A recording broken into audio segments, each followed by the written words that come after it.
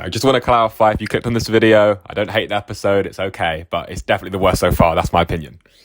Rav? And we did make that the title because we all knew that people would come in for the controversial take. Yeah, so anyway, let's go to the first main event. So basically the royal hunt, so it's 2 years in the future. It's I think it's 3 years in the future, bro. It's actually 3. No, it must be 2 because the son's now 2. Okay, 3, but yeah, he had to be born and stuff. Yeah, but bro, it takes 9 months for a kid to pop out, innit? Yeah, so basically it's kind of a celebration for the new son, like catch a reindeer kind of thing. Here's to his grace on his second name day. These big... Catch a reindeer? I'm calling them a reindeer. They were hunting Rudolph, bro. But yeah, it was basically just a juiced up reindeer, I can't lie, you're not wrong. Yeah. So during the whole event, there's a bit of drama between Rhaenyra and the king and Alicent, kind of petty drama. The king's like, "Oh, I still love you." She's like, "Oh, you don't really give me anything to do." I just thought if they had a real conversation, the king and his daughter, the king and Rhaenyra, if they had a real conversation 2 years ago, this whole thing could have been avoided. Oh, the king's such an awful dad. Just talk to your daughter, bro. Stop saying, "Oh, she ignores me," but just talk to her. Do you know when they had that conversation towards the end and she starts to get teary eyed? It was resolved. He's like, "Oh, you can marry if you want." One conversation resolved. Yeah, literally. The whole episode was about their relationship and how bad they felt between each other. One conversation, the whole thing's done. That's why I was kind of bored of their I feel like that's been happening for 3 episodes now. I'm like, bro, just have a talk. The thing is, I was invested in their. I am invested in the relationship. I enjoy the fact that they have kind of a tense thing going on. Yeah. But the fact that it was resolved so easily, kind of felt a little bit it made the rest of the episode cheapened. I still loved. I really like both of the actors as well. They're both it does really make it feel a little bit cheap. Yeah, because the drama of this episode was the king's trying to find her a suitor, but she's already previously said she doesn't want to get married yet. But he's like, "You're of age, so it's kind of your responsibility." And by the end, he's like, "Oh, you can pick who you want." Yeah. But that is very typical of this guy. He just does what everyone else wants. That was such pointless drama. I thought it was quite dull, can't lie. But the thing is, the difference between me and you, I actually enjoyed that. I liked seeing those, guys come up to her, that guy come up to her and talk to her, and, the proposals, the politics behind the proposals, I actually found that quite interesting. Oh, I like that, because it was, what was his name? Jason Lannister was, got a really big dragon pit. She's like, well, how's it going to help me? He's like, you've got a dragon? Bro, he was literally, he was talking to her for 2 minutes, he was already saying, I'm going to make a dragon pit for you. Bro, what a sim. Also, 2 minutes in, and he's literally saying, I'll build a massive dragon pit. I like how, in this, if they got married, having a marriage pit is 1% of the worth. Having a dragon, 99%. And you know what? He had what was he? He had a twin, right? And he's like, yeah, my twin. He's really boring. He's really dry. I'm thinking, bro, if you think he's dry, his chat was disgraceful. I've got better chat than Jason Lannister. Sure you do, mate. But literally 2 minutes in, oh, you want to get married?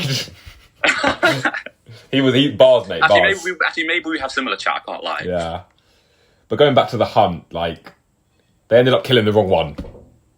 Typical. Yeah. I did think they were talking about they said it was a white heart, and I just thought this don't look white, mate. That looks like the one in fucking Ali Pali. Those are some basic ones. I'm just bro. Of course he can't. Of course he couldn't kill it with the first. With the first stab. Oh, we all knew he was going to fail. The second they're like, oh, here's a spear. He's like, oh shit. Here we go. I genuinely thought before he stabbed it the first time, I literally thought he'd cut it and let it go. Yeah, I thought they were going to fuck it up. I was like, that would be so in character for this guy. He'd just be like, oh no, I feel bad, I'm going to cut it and let it go. And everyone would think he was an even weaker king than they already think he is. Yeah, while that was going on, I thought the Rhaenyra drama with that Kristen was shit as well, I can't lie. I actually forgot about that. Oh, they went on a little adventure. A little pig attacked them. She got quite bloody, which was quite cool. And then they saw the real deer. Yeah, and that was symbolism, wasn't it? Because the whole time Otto's saying, it's symbolism. It means it's got a royal blessing, and it comes and looks at her in the eyes. I was thinking, okay, I know what this is. It's symbolic that she's the real queen. I like that part. Plot 2, the crabs versus the crown. Now this plot versus the crown, nice. This plot was, not gonna lie, was pissing me off. This plot to me, this was the worst thing about this episode, I think. Oh, you didn't like this part? Okay, good. Okay, because basically, the end battle between Daemon and Daemon was literally, he was playing against bots, bro. He was literally fighting bots. Before we get into that part, yeah, they can't keep doing this.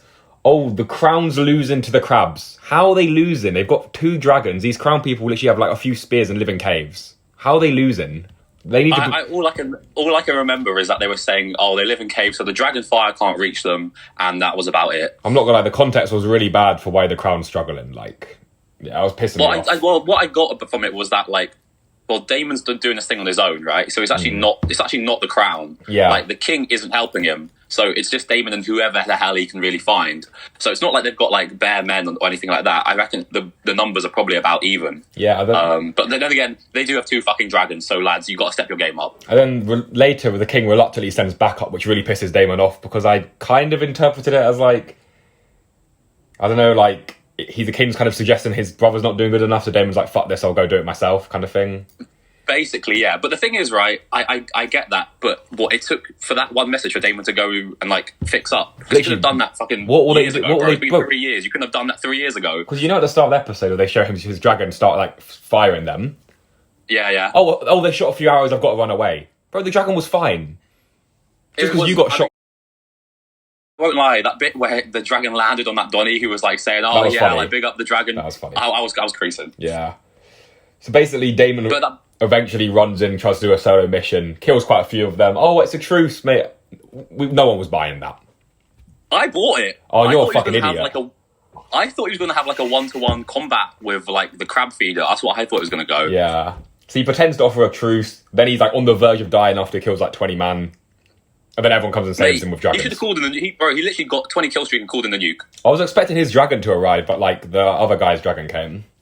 No, but his dragon came as well, I think. Eventually, yeah. But the other guy's dragon came first. Daemon was never going to die. There was no tension in that. Anyone who thought Daemon was dying, idiot. Oh, yeah, of course. And then he kills the Crab King off screen. I have no issue with that. I can't lie. Oh, I don't care about that. That Crab King wasn't even a character, bro. He didn't even deserve screen time. I agree, he's shit. But did you see his trim, though? Did you see the Crab King's trim? Oh, my God. I only really saw his mask. Yeah, but no, you saw the back of his head at one point and there was just like chunks of it missing. I was thinking, Jesus Christ. So no wonder he's so vexed. Because I watched like the within the episode and like they were like, oh, this shows Daemon's like triumph. Now he's like he's he's earned being the king, like he's done something big. Fuck off. He literally was on the verge of death. It was really meant to be an anvil where Daemon's character could be forged, and he could go into the battle and come out as a formidable force that had proven himself worthy of some reputation in Westeros. There's no way that story would not have ended with his death if not for the arrival of the cavalry. But I will say this is a good moment for Daemon because he did this without the king's help. So people are going to start taking him seriously again. He did, but yeah, I wasn't really thrilled with this episode, can't lie. I mean, I like this episode. I think, to me, that stuff about, like, the crab feeder versus Daemon and stuff like that, to me, you know when Game of Thrones just does, like, the battles? Yeah. Like, I'm not really that invested in the battles. I'm just watching stuff, you know what I mean? Political like, drama, it's tense to me. The best part of Game of Thrones is the political drama, which was probably the best part of this episode. Yeah, and to me, like, I enjoyed seeing the king struggle, like... But I just really enjoyed the king. Like I felt like he felt like such a real character who's struggling with so much stuff. To me, he was like the main character of this episode. Yeah, he was drunk. His advisors were pissing him off. He was like, "Oh, they're all sycophants. They were like giving me this advice to benefit themselves." It was good. Like, and you feel like he has no one he can trust. He doesn't. He has a like, bad. Otto's in it for himself. Like he's got his like he's trying to worm his way to make like his grandson king. Bro, his wife. They're all playing him. His wife is literally Otto's puppet. Yeah.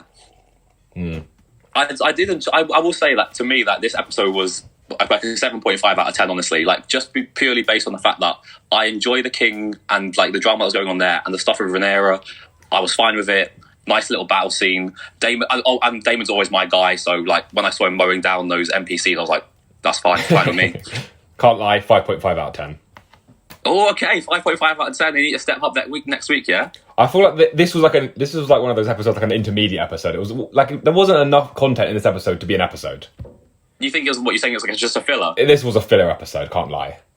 I mean, to be fair, like every like bit of drama that was in this episode was just resolved by the end of the episode. It was like one episode drama started and then finished, contained just in this episode. Yeah, perfect summary, mate. Rhaenyra, Viserys, and Daemon emerge out of episode 3, reborn with new perspective on who they are and what their purpose is.